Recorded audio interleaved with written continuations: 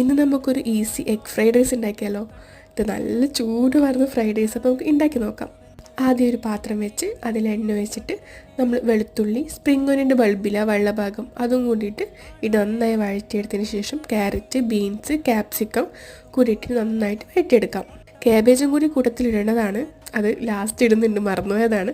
അതിനുശേഷം നമ്മൾ എഗ്ഗ് കൂടി നമ്മൾ ഉപ്പും കുരുമുളകും ഇട്ട് സ്ക്രാമ്പിൾ ചെയ്ത് വെച്ച എഗ്ഗും പിന്നെ സ്പ്രിംഗ് ഓനിയൻ്റെ തണ്ടും കൂടി ഇട്ടിട്ട് എല്ലാം കൂടി നന്നായിട്ടൊന്ന് മിക്സ് ചെയ്തെടുക്കാം.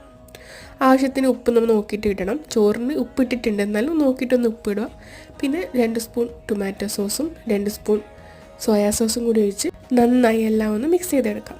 അതിനുശേഷം നമ്മൾ വേവിച്ച് മാറ്റി വെച്ച റൈസ് കൂടി ഇട്ട് കൊടുക്കുക. ഒരു 80% വേവായ മതി കേട്ടോ. അതിന് മുകളിൽ സ്പ്രിംഗ് ഓനിയൻ്റെ തണ്ടും കൂടി ഇട്ട് കുരുമുളക് കൂടി ഇട്ട് നന്നായിട്ട് മിക്സ് ചെയ്തെടുക്കാം. മിക്സ് ചെയ്യുമ്പോൾ നമ്മൾ സ്റ്റീൽ തവി ഉപയോഗിക്കരുത് കേട്ടോ, അടി പൊട്ടിപ്പോവും. അപ്പോൾ നമുക്ക് മരത്തിൻ്റെ തവി തന്നെ ഉപയോഗിച്ചിട്ട് മിക്സ് ചെയ്യാം. അപ്പോൾ നമ്മുടെ ഫ്രൈഡ് റൈസ് ഇവിടെ റെഡി ആയിട്ടുണ്ട്.